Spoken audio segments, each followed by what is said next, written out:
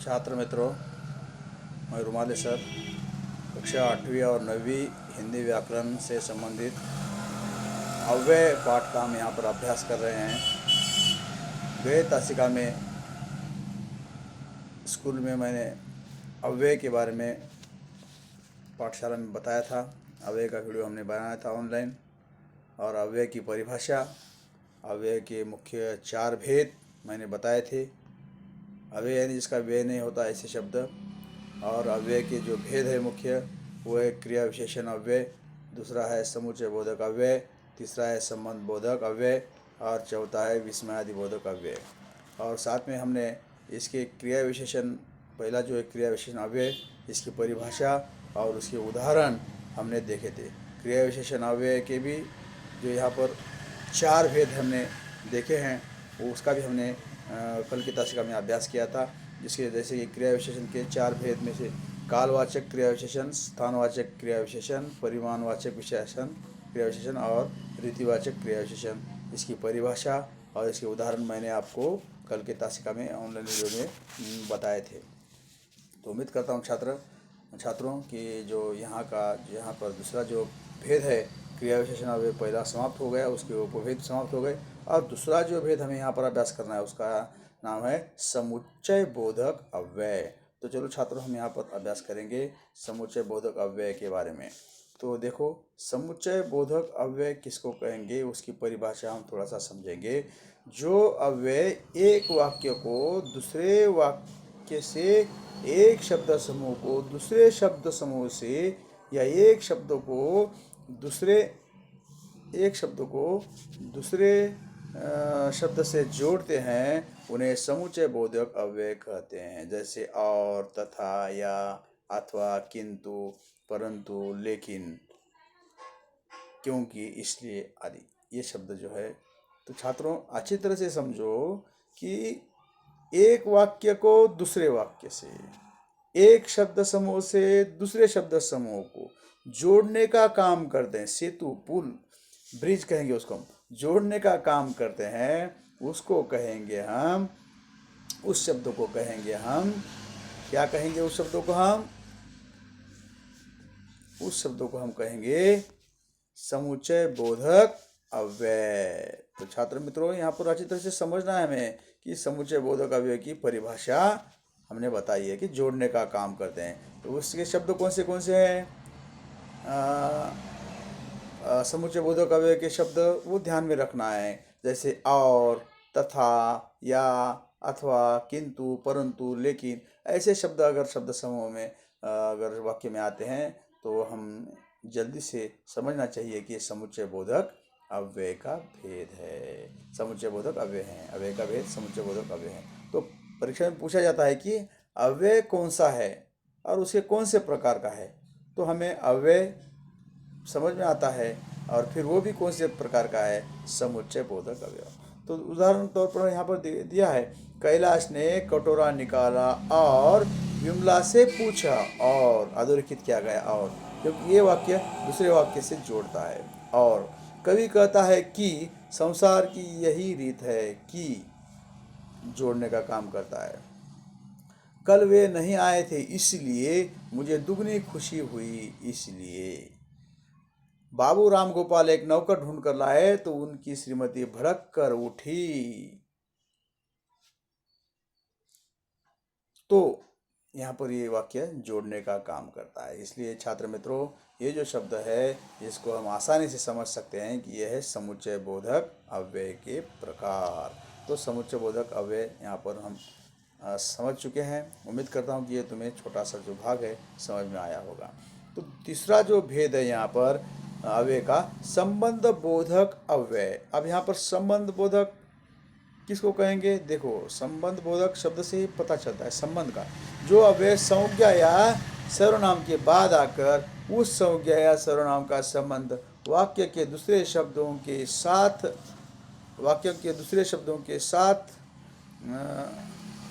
जोड़ते हैं, उन्हें संबंध बोधक अव्यय कहते हैं। जैसे के आगे, से पीछे, से पहले, की ओर, के निकट। तो यहाँ पर जो शब्द है वो हमें समझ में आना चाहिए कि ये शब्द जो है क्या करते हैं, ये संज्ञा या सर्वनाम के बाद आकर उस संज्ञा या सर्वनाम का संबंध वाक्य के दूसरे शब्दों के साथ जोड़ते हैं, उन्हें संबंध बोधक अव्यय कहते हैं। जैसे कि आगे से, पीछे से, पहले, की ओर, के निकट, से दूर, है ना। यहाँ पर हमने देखा कि ये जो शब्द है, ये शब्द पूरी तरह से संबंध बोधक अव्यय है, क्योंकि संज्ञा या सर्वनाम के बाद आकर उसका संबंध दर्शाते हैं, इसलिए हम उसको कहेंगे संबंध बोधक अव्यय। तो उसके उदाहरण यहाँ पर देखेंगे। माँ ने सोफे के नीचे से बिल्ली को बाहर खींचा। माँ ने सोफे के नीचे से बिल्ली को बाहर खींचा। के नीचे, यहाँ पर संबंध किसका, संज्ञा या सर्वनाम का, क्योंकि यहाँ पर माँ जो है संज्ञा है, उसका संबंध यहाँ पर जोड़ने का कार्य होता है। दूसरा जो है, हमें अपने दूसरे गंतव्य की ओर बढ़ना था, हमें, ये सर्वनाम है। तो और, की ओर जो है यहाँ पर संबंध बोधक अव्यय। सिर्फ और आता है तो समुच्चय बोधक। के ओर आया, शब्दों का अर्थ समझते जाओ, फर्क समझते जाओ। के ओर आया से पहले, के नीचे, जो ऐसे शब्द आते हैं वो कहेंगे, उसको कहेंगे संबंध बोधक अव्यय। हमें अपने दूसरे गंतव्य की ओर बढ़ना था, की ओर। उसी वक्त हेतु बाहर से लौटा, बाहर से। अमरनाथ हमारी तरफ देखकर हंसे, हमारी तरफ। ऐसे शब्दों को हम कहेंगे कि संबंध बोधक अव्यय, की जो शब्द संज्ञा या सर्वनाम का संबंध वाक्य के दूसरे शब्दों के साथ जोड़ते हैं, उसको कहेंगे संबंध बोधक अव्यय। तो यहाँ पर 3 भेद हो गए मुख्य। और चौथा जो भेद है छात्र मित्रों, क्रिया विशेषण अव्यय। तो यहाँ पर में दिखाई देगा कि क्रिया विशेषण अव्यय किसको कहेंगे। तो उम्मीद करता हूँ कि तुम अच्छी तरह से यहाँ पर समझ रहे होंगे। तो अंतिम जो भेद है यहाँ पर हम उसका अभ्यास करेंगे, उसका नाम है क्रिया विशेषण अव्यय। जिन अवयवों का संबंध वाक्य के किसी पद से नहीं होता, बल्कि जो अव्यय केवल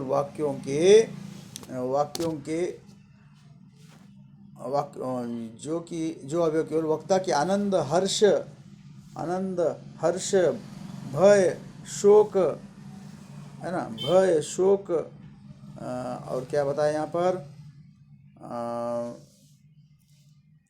तिरस्कार, घृणा आदि भाव सूचित किए जाते हैं, उन्हें विस्मय आदि बोधक अव्यय कहते हैं। तो छात्र मित्रों अच्छी तरह से समझो, यहाँ पर जिन अवयवों का संबंध वाक्य के किसी पद से नहीं होता, जिन अवयवों का संबंध वाक्य के किसी पद से नहीं होता, बल्कि जो अव्यय केवल वक्ता के आनंद, हर्ष, भय, शोक, तिरस्कार, घृणा आदि भाव सूचित करते हैं, उन्हें विस्मय आदि बोधक अव्यय कहते हैं। और फिर यहाँ पर हम देखेंगे कि विस्मय बोधक अव्यय के उदाहरण, अरे रे, धीरे धीरे चल, अबे, धीरे धीरे चल, अबे। तो सबसे पहले पहचानना, इसके लिए जो चिन्ह है विस्मयादि बोधक चिन्ह का उपयोग उस शब्द के पीछे बाद में आता है। जैसे अबे विस्मयादिबोधक चिन्ह है, खड़ी पाए और नीचे बिंदु, तो ऐसे ही विस्मयादिबोधक बोधक का चिन्ह है विराम चिन्ह। तो हम इसको अच्छी तरह से समझेंगे कि अबे, धीरे धीरे चल, अबे, ओह, कमबख्त ने कितनी बेदर्दी से पीटा है, ओह। यहाँ पर उद्गारवाचक, मराठी मध्ये म्हणतात उद्गारवाचक चिन्ह, तो यहाँ पर हिंदी में कहेंगे विस्मयादि बोधक चिन्ह। अच्छी तरह से समझना है कि ये शब्द के बाद में आता है। हे भगवान, बचाओ इस मुसीबत से, हे भगवान, ये विस्मयादि चिन्ह लगा है। तो ऐसे शब्द मन भावना को व्यक्त करते हैं, तो उसमें हर्ष हो, उल्लास हो, क्रोध हो, घृणा, तिरस्कार हो, है ना, ये शब्द जब आएंगे तब हम आसानी से पहचानेंगे कि यह है विस्मयादि बोधक अव्यय, और उसके उस शब्द के बाद में विस्मयादि बोधक चिन्ह लगाया जाता है, तो समझने में, पहचानने में आसान है। हर्षबोधक, वाह वाह, शाबाश, बहुत अच्छा, है ना, ऐसे ये जो है शब्द आते हैं। तो विस्मयादिबोधक अव्यय अनेक प्रकार के भावों को प्रकट करते हैं, जैसे हर्षबोधक अत्यधिक आनंद हुआ तो हम कहते हैं कि वाह रे वाह, शाबाश, वेरी गुड, है ना। ऐसे शब्दों को इस्तेमाल करते हैं तो वो मन हर्ष आनंद होता है। तो ऐसे शब्द आते हैं तो उसको कहेंगे बहुत अच्छा, बहुत खूब, ये है ना। ये है शब्द विस्मयादि बोधक अव्यय। दूसरा शोक, शोक दुख, हाय, उफ, ओह, हे राम, क्या मुसीबत आई। ऐसे शब्दों को हम समझेंगे कि ये शोक दुखमय शब्द है। घृणाबोधक तिरस्कार, छी, थू, धिक्कार है तुम पर, ऐसे शब्द का प्रयोग हम तिरस्कार के उपरांत करते हैं। छी, कितनी गंदगी है यहाँ, ऐसे शब्द। भयबोधक, बाप रे, कितना बड़ा सांप है, ओह, हाय, ऐसे शब्द भय दर्शाने के होते हैं, भय बोधक। दूसरा है विस्मय, विस्मय बोधक, आश्चर्य भाव, अरे अरे, तू कब आया, अरे ये कौन है ना। है, सच, ऐसे शब्द है। सच, शैली ने वह प्रतियोगिता जीत ली, सच, शैली ने वह प्रतियोगिता जीत ली, आश्चर्य भाव होता है। विस्मय बोधक हमें आनंद होता है। क्रोध बोधक, चुप, हटो, धत, ऐसे शब्द। चुप, जब देखो बक बक करते रहते हो, चुप बैठो, ऐसे है ना। संबंध बोधक, अरे, ओ, आजी, अरे मेरी भी तो सुनो, ऐसे संबंध बोधक जो यहाँ पर शब्द हैं। तो यहाँ पर जो शब्द आएंगे छात्र मित्रों, तो हम उसको समझेंगे कि यह है संबंध बोधक अव्यय।